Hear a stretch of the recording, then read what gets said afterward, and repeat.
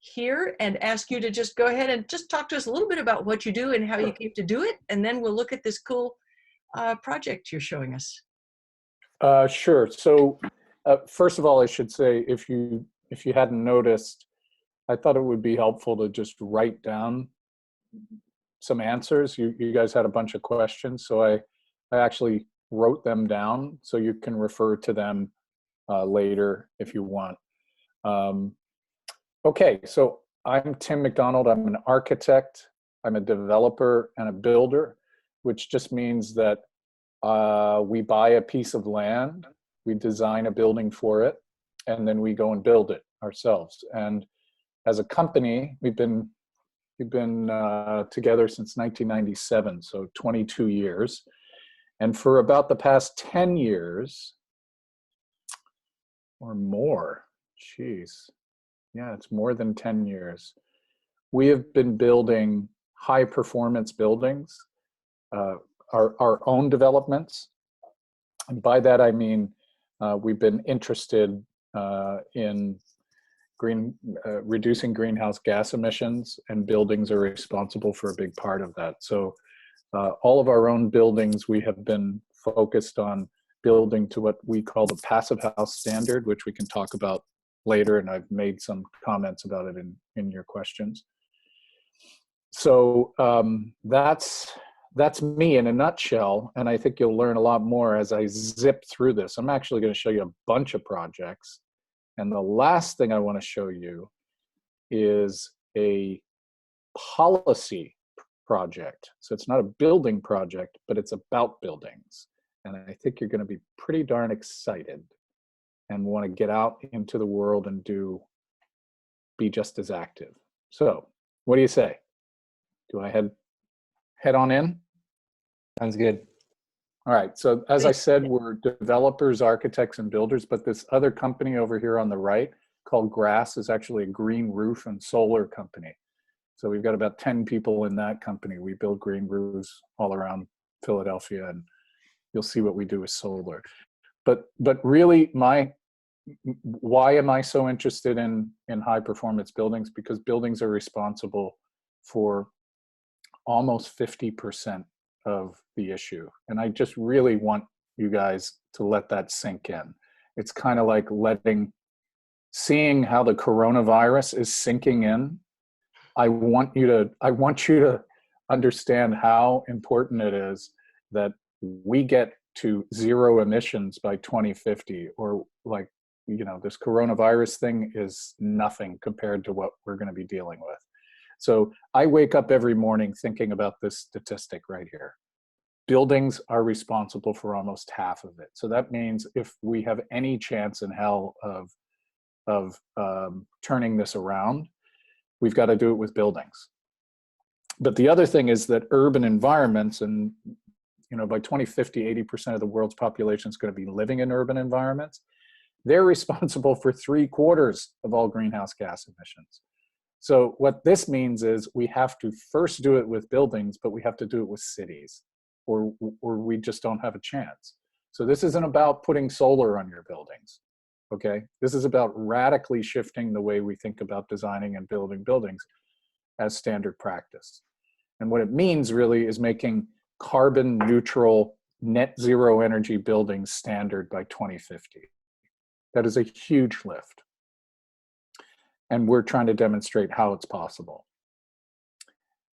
Carbon neutral net zero energy building means that the building needs to generate what it requires on its own site. So especially in a city, right? You can't have a cornfield filled with solar panels to power your building. You actually have to generate it from your building. And in an urban environment, that makes it even more difficult. So as an example, like this is a typical row house in Philly and lots of other places along the Northeast corridor.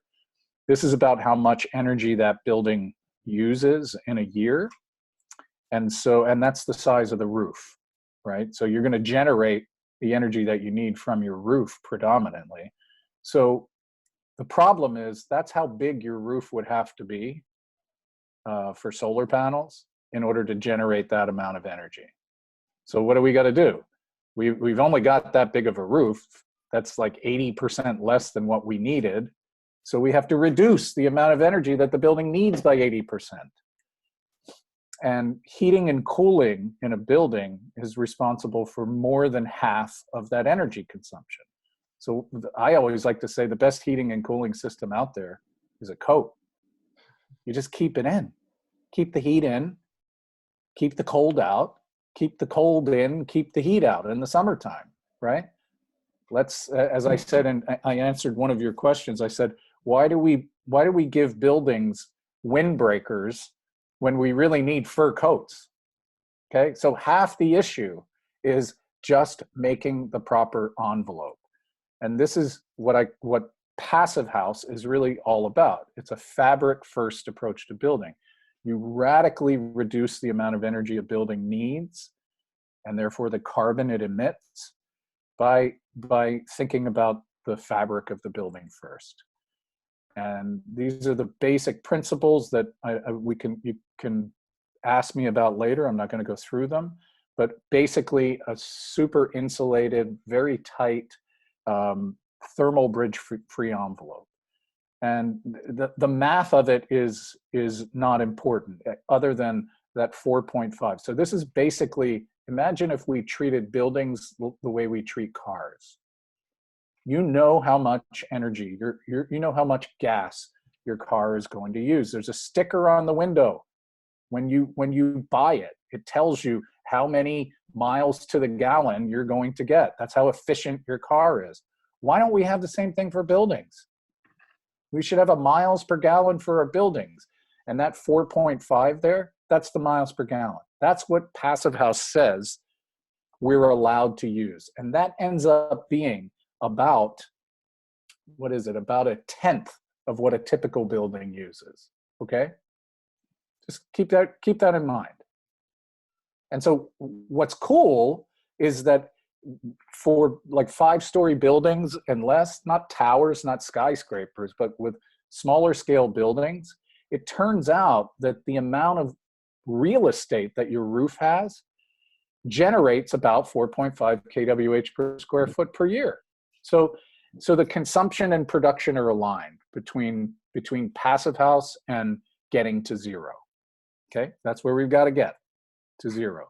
So really quickly, I'm going to show you a couple of projects. This is a 26-unit townhome development. And as an architect in an urban environment, if you have a large enough site and you can orient your building towards the south, it's really good because you can control the sun a lot better in the south than you can in the east and west. And certainly if it's facing north, it becomes really difficult. Why does the south matter? Well, number one, you get free energy in the wintertime.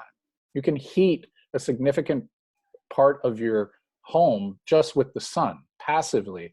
Again, if you have a really good building envelope. So that's what we did. We built these 3 bars that are spaced precisely far enough apart so that we get maximum solar exposure in the wintertime. And then we protect those windows with shading devices in the summertime, because we don't want that heat coming in the summertime. And then we use our roof to do many, many functions. As I said in the questions, I'm a fan of things functioning, like a roof functioning in many, many ways. And so stormwater management, power generation, all kinds of other things we can do with roofs. I won't get into this, but the other thing we're going to have to do over the next 20 years is rethink the way we build buildings, because we've been building them the same dumb way, stick by stick, for the past 100 years. Can you imagine if your car showed up in your driveway in 10,000 pieces for on-site assembly? How inefficient would that car be? How horrible would that car be? It would probably fall apart in a couple of years. That's how we build buildings. Why haven't we rethought the way we manufacture buildings, the way we've completely rethought the way we manufacture cars? So this is a modular factory that we actually ran for several years, and we built a couple of houses out of this. Here it is. Kitchens and bathrooms were all completed. The tile, the flooring was all in, and we plopped these down, and within a couple of months it was finished. Those are the first three. These are the other ones. And this is the roof. There's a green roof. Anybody that tells you you can't have a green roof and generate electricity, just show them this image, because you can. And a green roof, we could talk, you can ask me all kinds of questions later, but a green roof is just, every building should have a green roof on it, regardless of where you live. And then when you make a really, really tight and insulated building, you actually have to measure how tight it is in order for it to be a passive house building. And this is, what we're doing here is essentially blowing up the building like we blow up a balloon. And then we measure if there are any leaks and where those leaks are. And a typical building, the total volume of air in that building, when you put it under pressure like this, the total volume, actually 7 times the total volume in a typical building, leaks out in an hour. Let that sink in. So we have buildings that leak all of their air 7 times over in an hour. A passive house building, you can only have half the volume leak out in an hour. That's what that 0.49 means, okay? So you're making a really airtight building. I won't get into that. That's just how much it costs per month. And with with some more PV on the roof, that $90 a month. This is about a 2,500 square foot home. All utilities. There's no gas. By the way, we have not put gas in a building in a building of ours in 10 years. Okay, you don't need gas because it's non-renewable, and we can do everything with electricity. $90 a month. All utilities. This is a project we finished a couple years ago. It's called The Battery. It's a 25-unit apartment building, and it's got this massive PV array on it. Let me just show you some of the images. This is a plant. This is the entrance, and this is a planter over the entrance. It's got plants in it now. And then these are actually shading devices for the windows, because this is the western facade. So we're trying to keep the heat out in the summertime. And this is the back of it.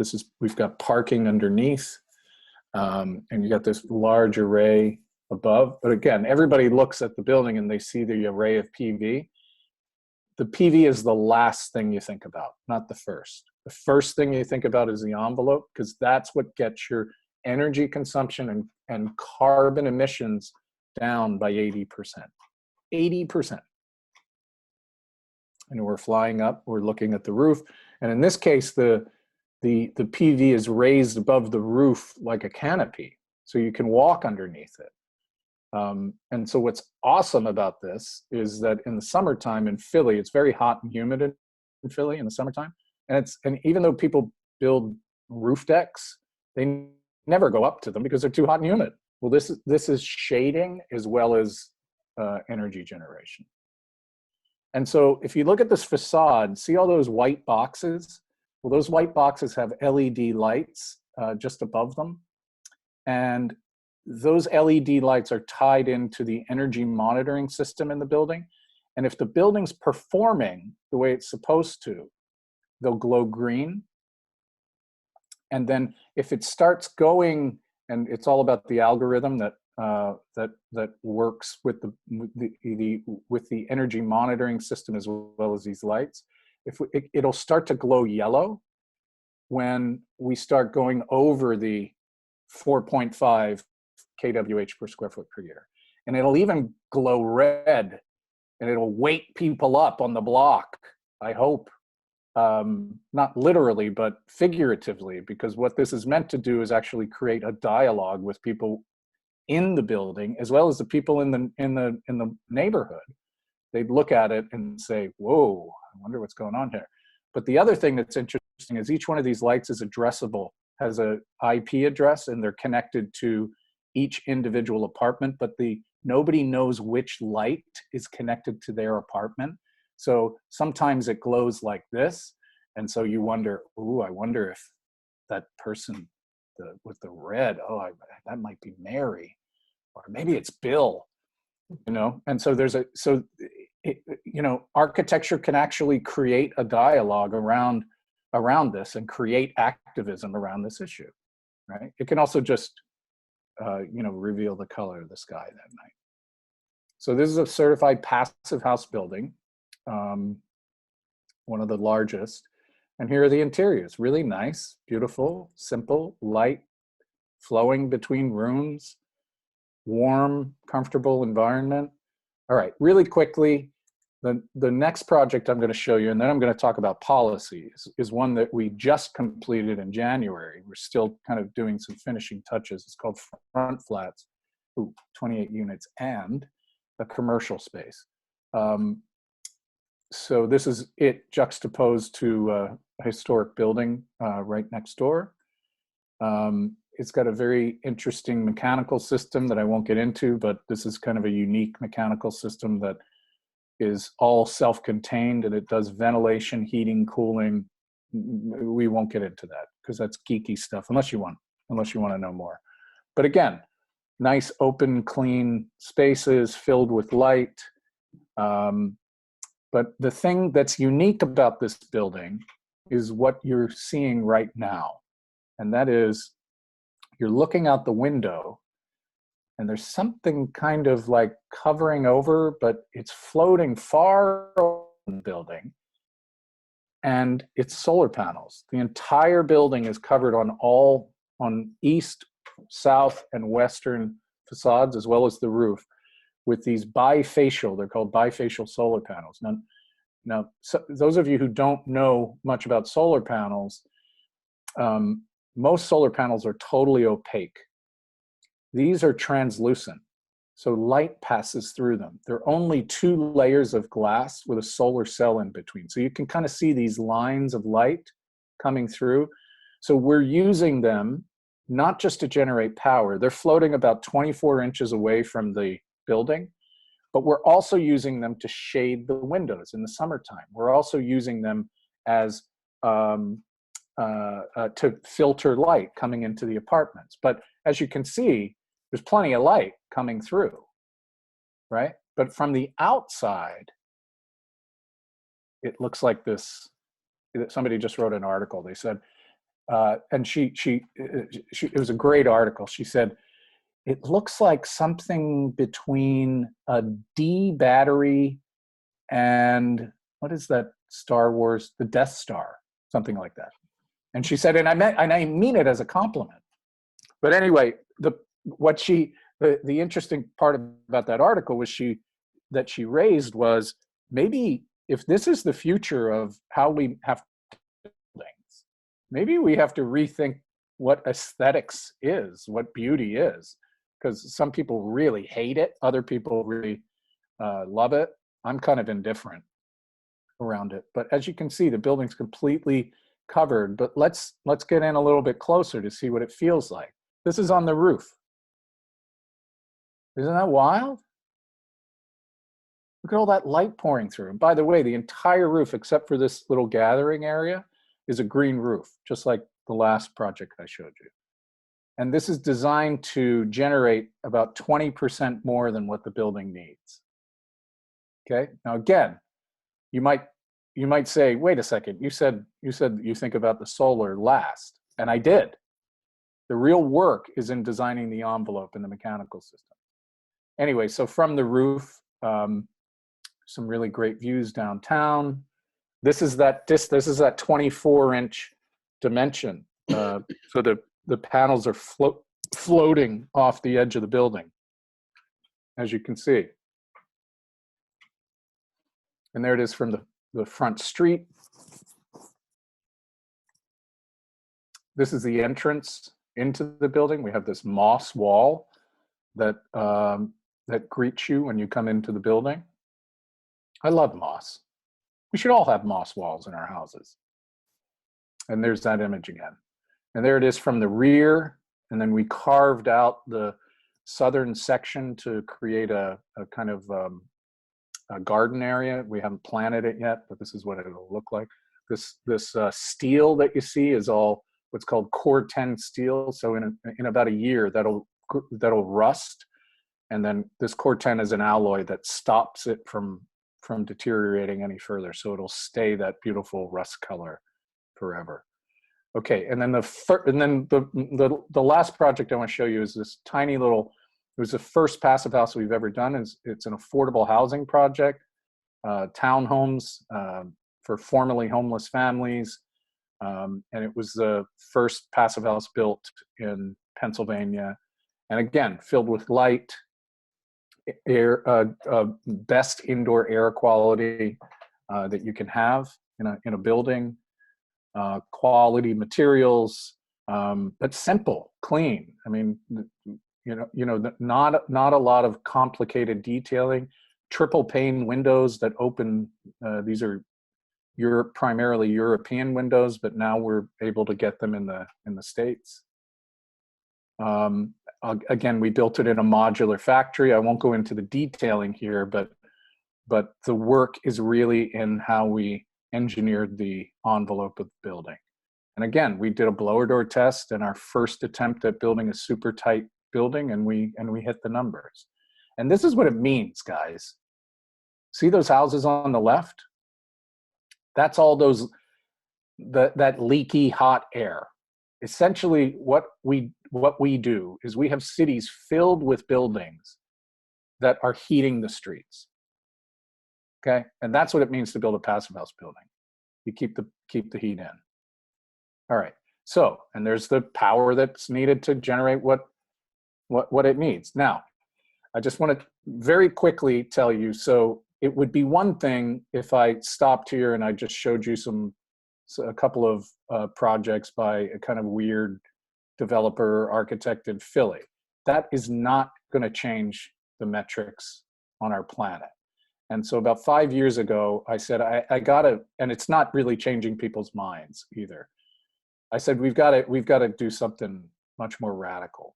So I thought this was our first affordable housing project, and we built it at a really cost-effective number that's really cheap. And so we went to the Pennsylvania Housing Finance Agency, and they fund a lot of affordable housing, most of the affordable housing in Pennsylvania. And we said, look, we designed these 3 houses and built them to the passive house standard. They use 80% less energy than a typical building. And we built them at the same cost as other people are building them for. Can you guys please can you incentivize developers to do the same thing? Can you make all affordable housing, please, net zero energy, capable of getting to net zero by 2030? And they said yes. And here's what they did. They said, well, we suggested use passive house, get developers to use passive house as a tool. And that's what we called the New Gravity Project. Because I treat global warming as our new gravity. It's kind of like if architects were trained to not consider gravity, it would be the most irresponsible thing you could do, right? You have to think about gravity. Well, this isn't something that we should or shouldn't take on. It's like gravity. We're done if we don't, right? So it's the New Gravity Project. How we suggested, we said, how do you want to do this? And it turns out the way that people apply for funding was the perfect ticket. So it turns out that this application process to get funded to do affordable housing is incredibly competitive, and only about 1/3 of the people that apply get funded. And there are all these points, and it's called the qualified allocation plan that they apply to get funded for. Right, 1/3 of that, it's very competitive. Okay, so it's a point-based system, right? So you're required to hit a whole bunch of mandatory points, but then they put in a bunch of optional points. Maybe if you make your building more energy efficient, you'll get more points. And the more points you get, the more chance you have of getting funded.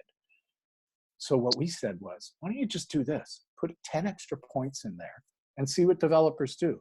We didn't realize just how competitive it was. Well, here's what happened. 38% of the projects that came in out of 85 projects came in as passive house projects because they wanted those points, because they wanted to be funded. And so in 1 year, they funded 8 passive house. Now, again, 80% less energy and carbon emissions.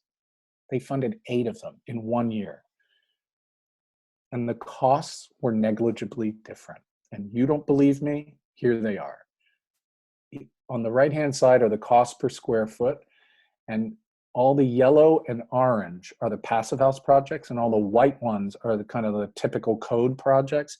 And if you average the costs of all the passive house projects and compare them to the regular projects, the passive house projects cost 2.5% more for 80% less energy. And so Pennsylvania Housing Finance Agency said, that's insane. I mean, 2.5% is nothing. Let's keep doing this. So they built 7 of the 8. One of them went away.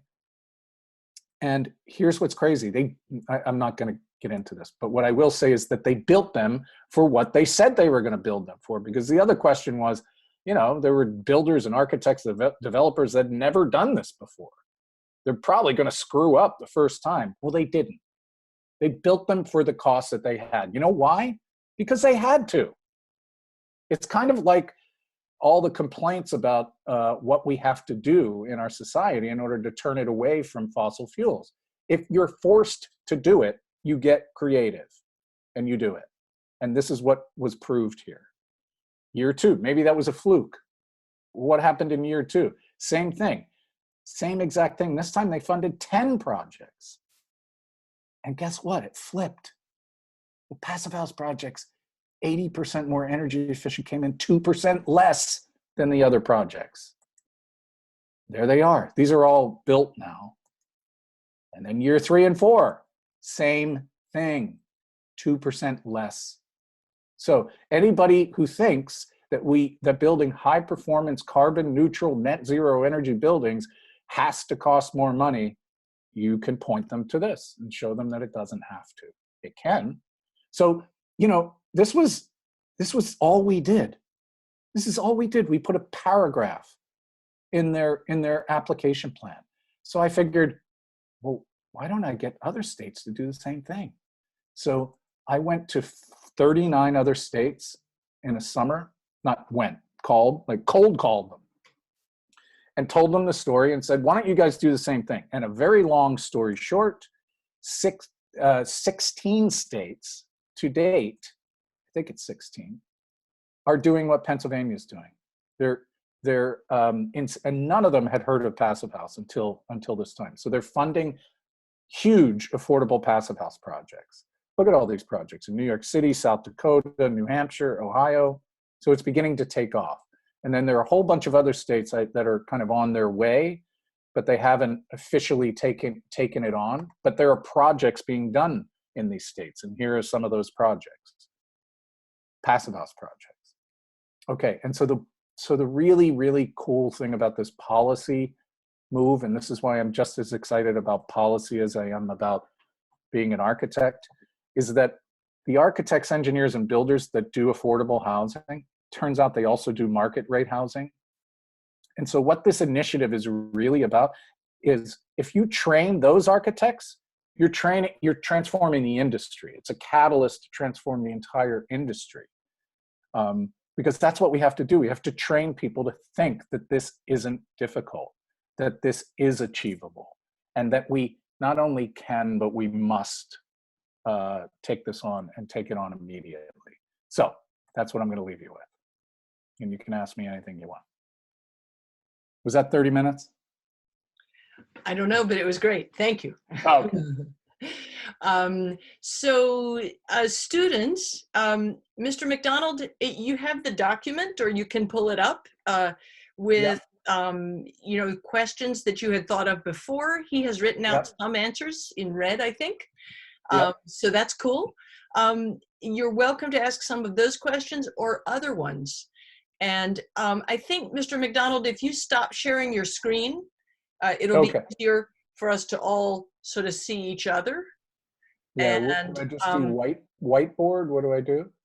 Let's see, down at the bottom of the Zoom window where it says share or Yeah. unshare, you can just, I think, click that again to stop sharing. I might be able to do it for you. I can do it. There we go. Okay. There we Oh, go. you did it.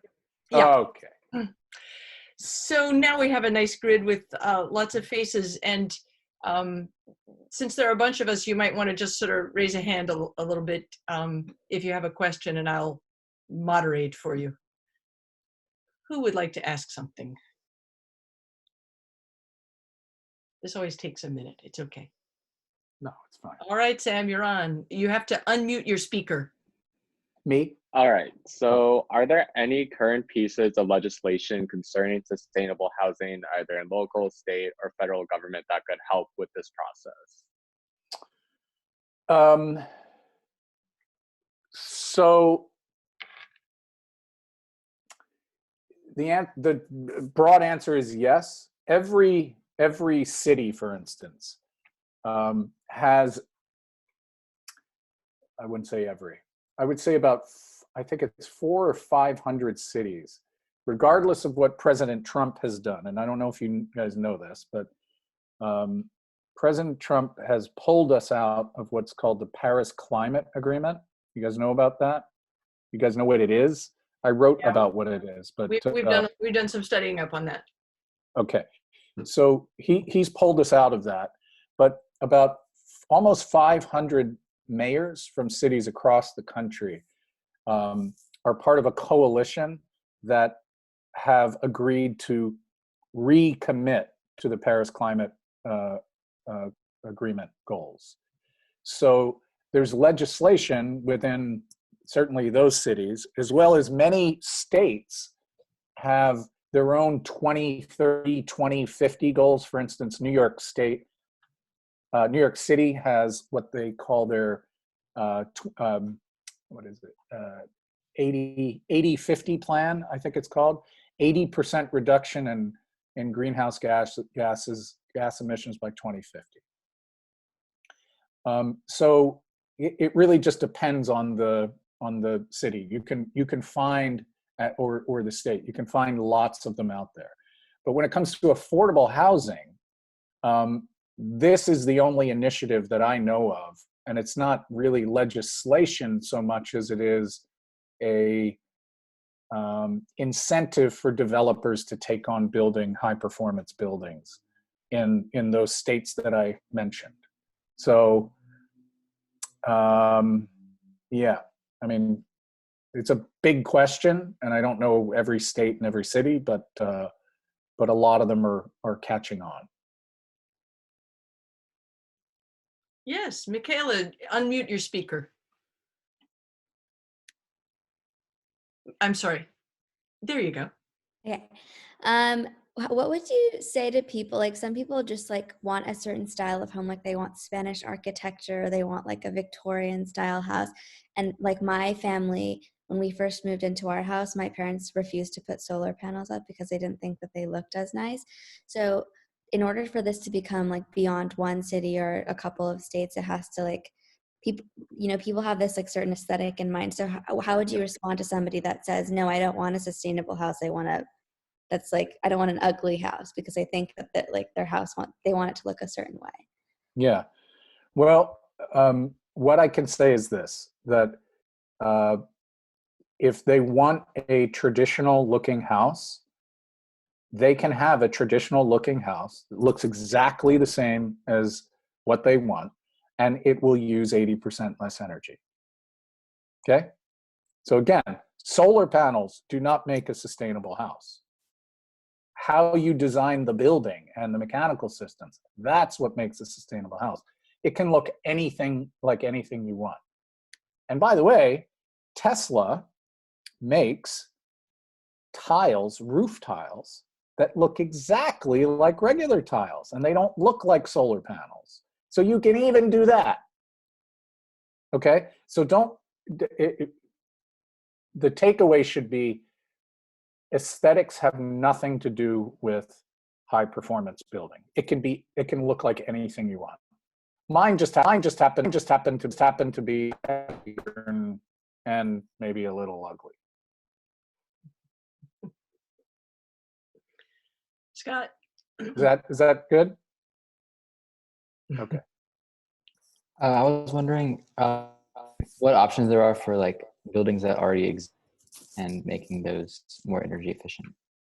Yeah, that is a really great question because because all I've been talking about is new construction, and retrofits, renovations are we're going to have to renovate all of our buildings in the next 30 years, right? The majority of them, because they consume a lot more energy than the newer ones, period. And so there are a bunch of initiatives out there right now that take that on. And what I'll point you to, and you can write this down, and it's not so much a movement, it was a project called Energy Sprong, and it's Energy, Energie, Sprong, Sprong, I think, which was in the Netherlands. It was started about 4 or 5 years ago. And this initiative was about how do we take all of the affordable housing that was built in the 60s and 70s that's totally inefficient, and without moving people out of those homes, renovate them to, frankly, the passive house standard, because Europeans are all about, they understand passive house. How do we totally renovate the building without kicking people out? And they came up with this brilliant plan to, if you can imagine building a panelized system that includes a roof that you just put down over top of the building. And so that panelized system is a super insulated envelope with brand new windows and so forth, but it's literally just attached to the outside of the building. It covers the roof, and on top of the roof, there are solar panels. So, and it's done, I think the panels are put on in one day, and then they come back one day and they swap out the windows that were inside, the old windows and then they tie the window back to the new window. The mechanical systems are built into the envelope, this prefabricated envelope. I mean, it's a brilliant system. And so they've been doing tens of thousands of buildings like this in the Netherlands and in a bunch of other countries. New York State, as well as the Rocky Mountain Institute and DOE, have an initiative to do the exact same thing here in the States. And so they're developing the technology, they're developing the fabricators that can do that. So if you can imagine, just in New York State alone, New York City, these massive, like 12-story brick 1960s buildings with hundreds of people in them.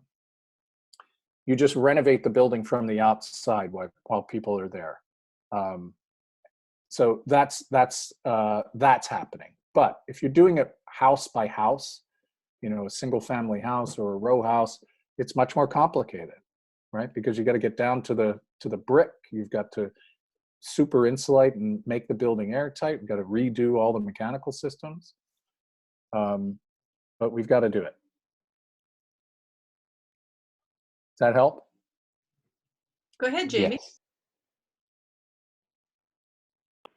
I was just wondering how you think we should go about raising awareness for this, because it seems like there's a lot of evidence to support that it's a very reasonable thing to do.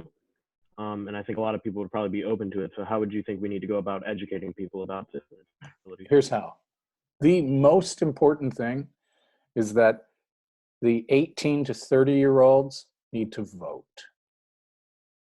And I'm not kidding, because we have half this country that has somehow been duped into believing that climate change is like possibly not real, or that not that climate change is not real, but that humans are somehow not responsible, that it isn't the largest existential problem we've ever faced as humans. That's the most disturbing thing about this country for me. So that's how. Vote, and get every one of your friends to vote, and vote only for people that believe in facts and science instead of greed. Because ultimately, this denial is all about greed. It's about, let me get every bit of oil that I can out of that ground and make as much money as I can before it all goes down. And it's just, it's pretty unbelievable that so many people have been duped into thinking that this is a question or not, that gravity is real. That's it, man. Vote. Daniela, go ahead. We talked a lot about like residential, but I know where I live, there's a lot of industrialized and like factories and stuff. Do you think this is something that like is feasible for factories to just like switch over? Absolutely feasible. Depends on what you mean by factories. Some are more difficult than others. A steel factory, for instance, that uses a lot of fossil fuels, right? So there are people out there that are. I just read recently about a solar powered furnace that can the manufacturing of steel. Now, I don't know much about it, but I know that's exactly the kind of innovation that needs to happen as soon as humanly possible. But factories are in buildings, and buildings need to be heated and cooled. And so again, the first thing you do is design a factory that doesn't use much energy to heat and cool it, and then take on the other issues like the processes that are that the factory is in the midst of doing, like manufacturing steel, manufacturing cars, whatever. But yes, absolutely, it's all feasible. We just need the will. I mean, do you guys know about the Green New Deal? Have you read that? Have you heard of it? Yeah. And you know where it comes from? The New Deal? Mm-hmm. Do you remember, have you studied about what the New Deal was? Yeah. If you've gotten to US history yet, you would know that, I think. Yeah. But maybe not everybody has. Well, just in a nutshell, FDR, the president at the time, did something so unbelievably radical, like because of Hitler and Germany, that was the greatest existential threat that this country had ever seen, aside from its own independence war. But he completely transformed society around that one threat. And when I say completely transformed, I mean he literally took over the majority of the industry in this country, like took over the industry and said, you're not going to make hats anymore. You're going to make helmets because we need to feed this war. You're not going to make cars anymore. You're going to make Jeeps. Totally transformed the economy, totally transformed the industry and the social structure. We had roads built through that. We had bridges built. All the infrastructure in our current, anything you look at, whether it's a park, whether it's a state park or a federal park, or roads and bridges that you drive on, the majority of that happened during FDR's time and the New Deal time. Okay, so we can do this if we have the political will and we see the threat. We can do it. It's a huge lift, as it was over 100 years ago, but almost 100 years ago, but it's a much bigger threat because it's a global one.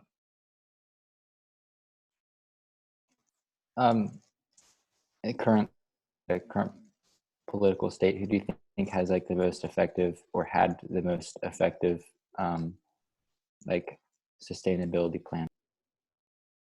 Sorry, the current what? Sorry, I did get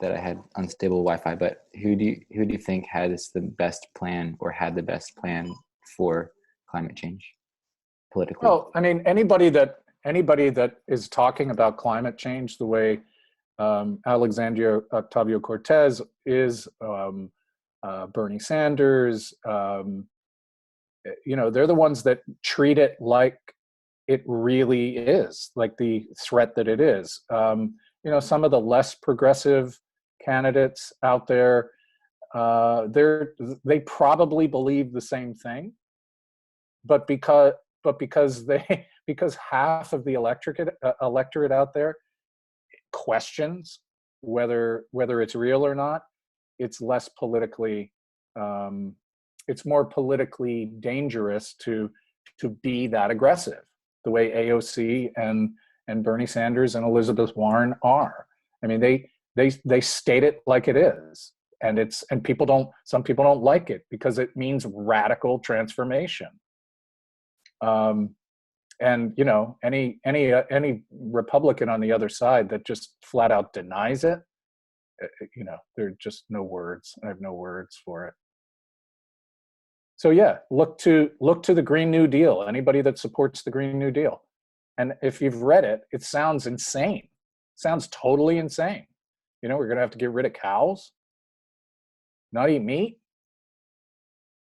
Do you think they just made it up?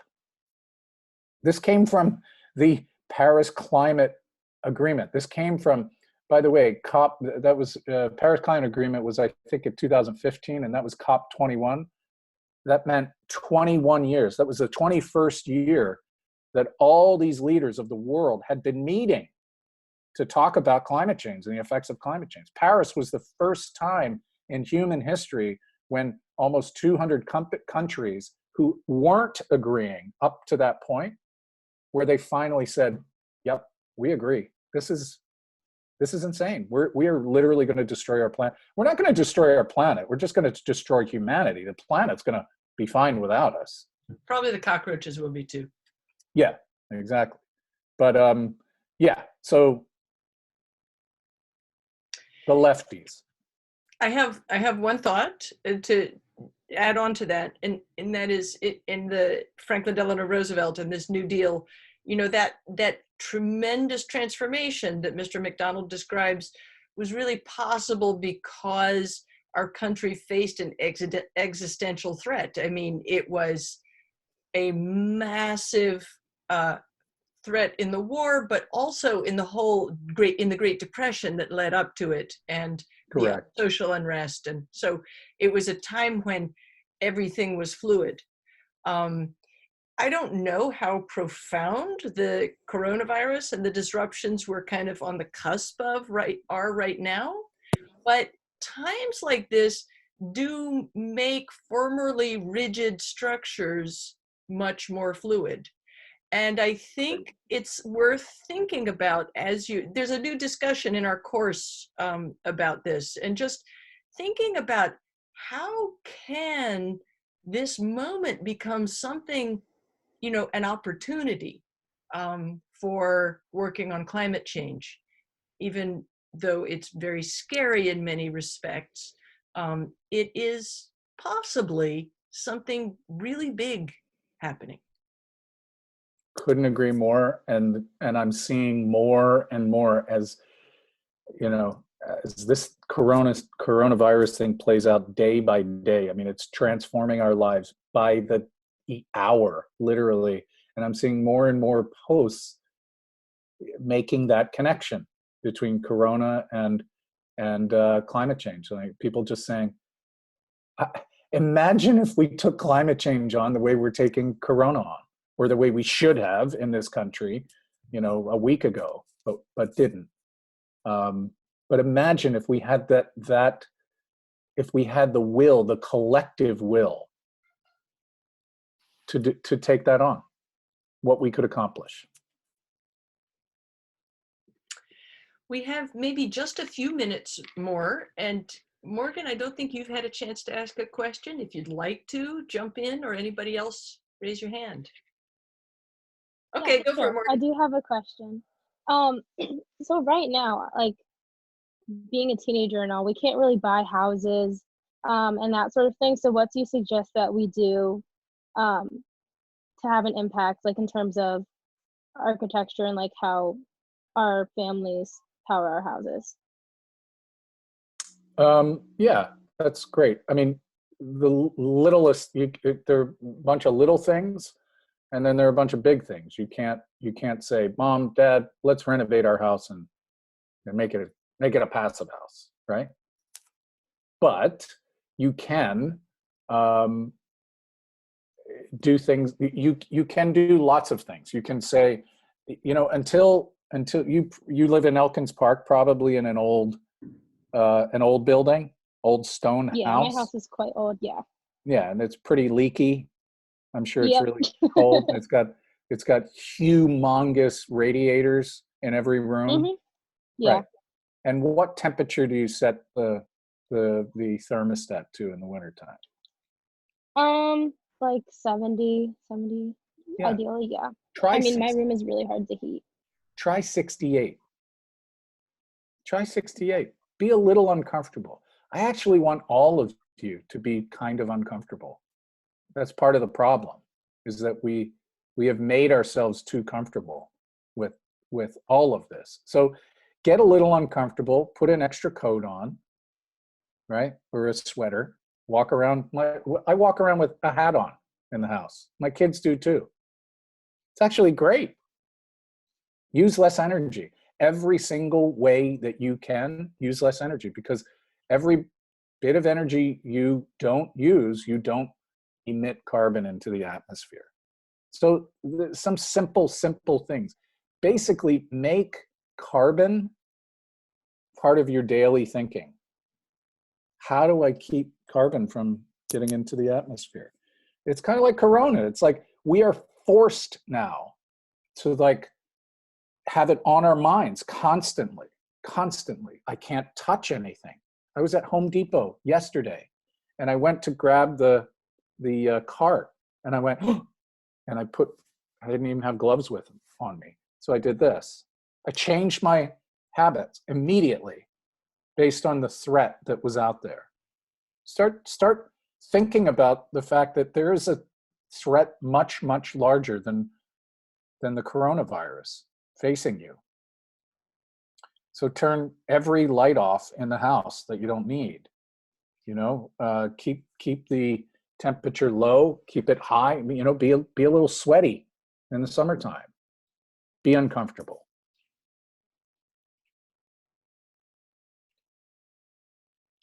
Alona, did you get to ask a question? Would you like to? You have to, there we go.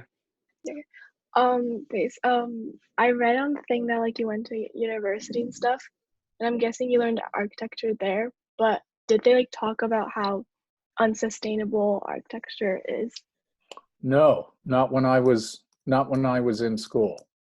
Unfortunately. In fact, I only started thinking about sustainability 20 years ago, and I was in school almost 40 years ago. Is that true? Oh my God. No, not 40, 35, about 35 years. No, it wasn't an issue. It wasn't the real, first of all, climate change wasn't a big deal. But have you guys heard of LEED?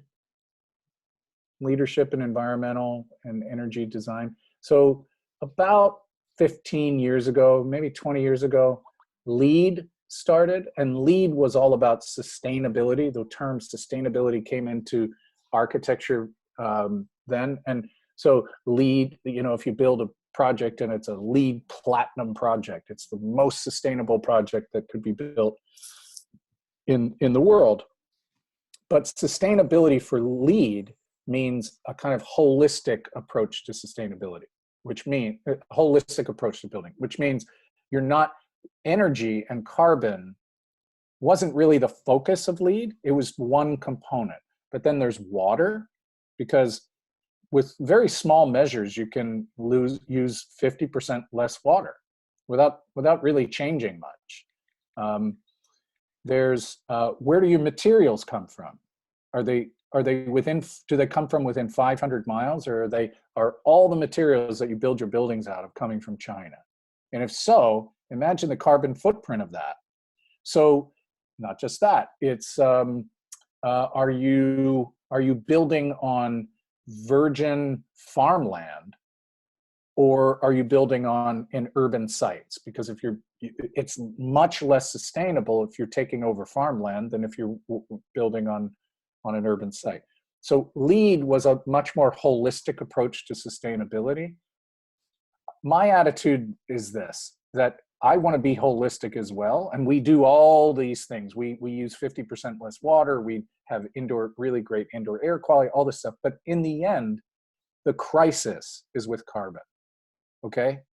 So we have to take all of them on, but my focus as an architect is really on carbon mitigation. It's about saving our lives on this planet. Okay? I think water is the next issue that I get really passionate about. But we didn't talk about any of this in college, unfortunately. And so we're up against a wall right now. And as I said in answering your question, one of your questions, this is really your generation that's going to have to solve this. Unfortunately, our generation has made a mess of the planet, and you're going to have to solve it because we're not going to be around much longer. I'm not going to stop until I'm gone, but. And maybe that's a place to end up, is just what's next for you? What are you working on now? Yeah, well, that's a good question.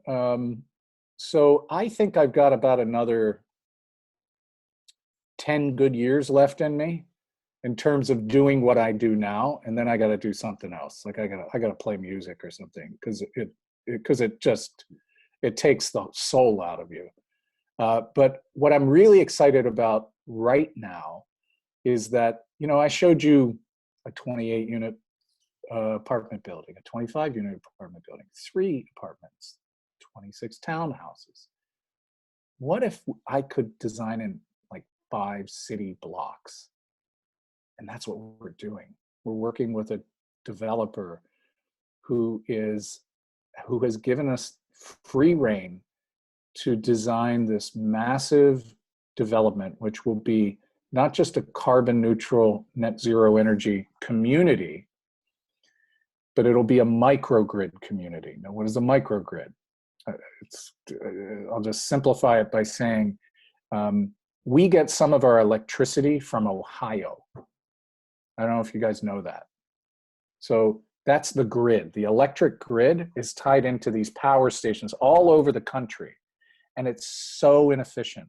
Well, what if 4 blocks of a city had their own power generation, and they served just the community in there? So all the inefficiency of me getting electricity from Ohio to come to Philadelphia doesn't happen. And so what if we could truly be sustainable within our own footprint? We could manage our own resources right where we are at a city level, at a block level. That's called a microgrid, not the macro grid, the centralized grid, but decentralized microgrid. So it's this like 900 units of affordable and market rate housing and retail and office space and restaurants and all this really great mixed use stuff that makes cities great, but it's also going to be a self-sustaining community. So I'm totally in Philadelphia? In Philly, yeah. Very cool. Well, thank you very much for My talking pleasure. to us and for your written answers as well as your verbal ones. And your presentation would we be able to see that or would that be something you could share with me to share with the students? Yep, absolutely. I'm not quite sure if the recording might have covered up parts of it. So sure. I will stop recording.